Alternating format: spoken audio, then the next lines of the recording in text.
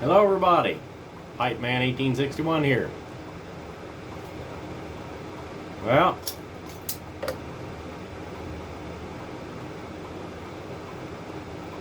yet another lovely evening in the workshop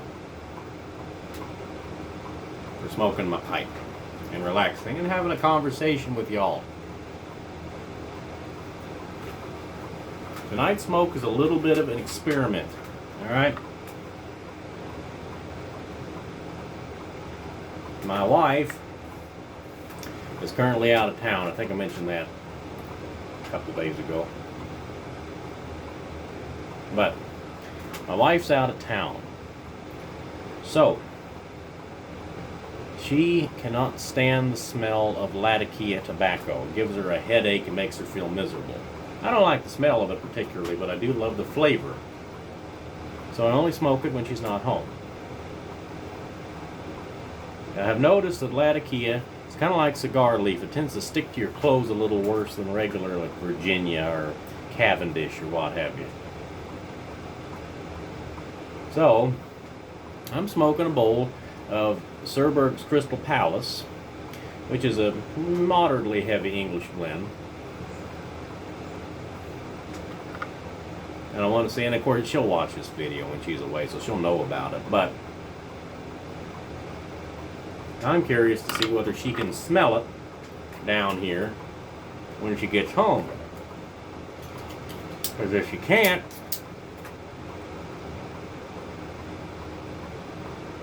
then I feel like that's the ultimate test of my ventilation system.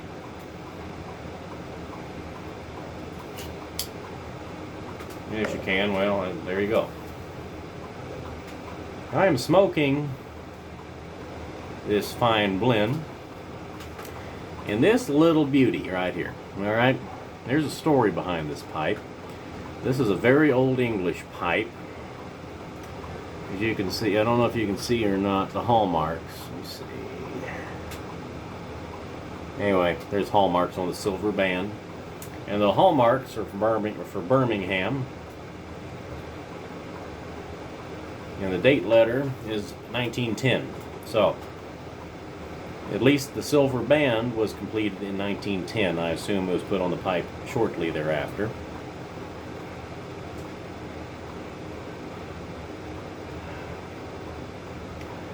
The neat thing about this pipe, it has a bone screw tenon like a lot of them did. It's a little bit of a different bone screw tenon. Let me unscrew real quick, I'll show you. It has almost what looks like it could be a filter attachment on it, or a place where a paper filter could fit. You know, actually, now that I look at it, I'll bet you a 6mm filter might fit in there. I'll have to try that one of these days. But anyway, it has the bone screw tenon. I suspect it's just a tube to allow or prevent the shank from getting plugged up. But the neatest thing to me about this pipe, this is going to sound kind of funny. Let it go out. As you can see, somebody either broke off, but I more likely bit through the stem. At one point, the stem was a little bit longer, and so they smoothed the end out, and then somebody filed a tooth notch in this stem. It's a rounderific bit in there. They filed a tooth notch so you can clench it.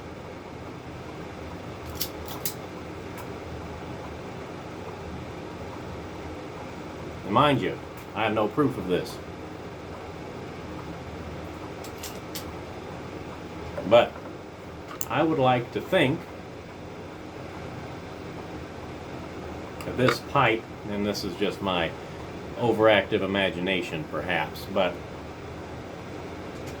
I'd like to think that this pipe was owned by a British soldier during the First World War, and he was in the trenches with it, smoking it constantly, and finally bit through the stem. And in desperation, he didn't want to lose his old friend, so he cut it off and smoothed it off. Pardon me. And cut a new tooth notch right there.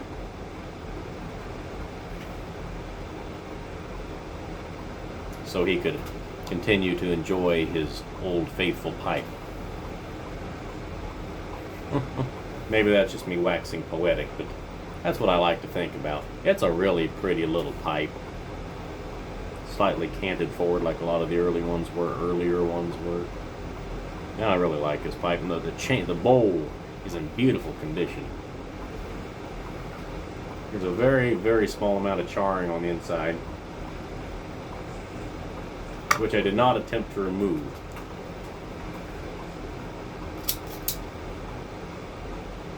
Yeah, don't have to relight it. I very carefully reamed it when I got it.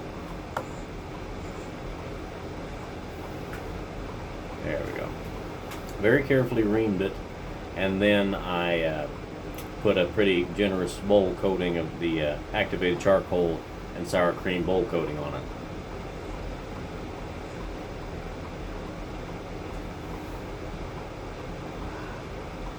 So that's my little, and I'm trying to remember who made it. It was Southward. It says high class, and oh well, it's very faint now. Its lighting in here is not very good. Let's see.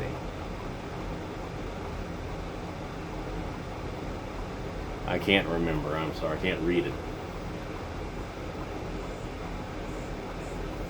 I looked it up a long time ago when I first got it, and it was a fairly well-known company in England in the late 1800s, early 1900s.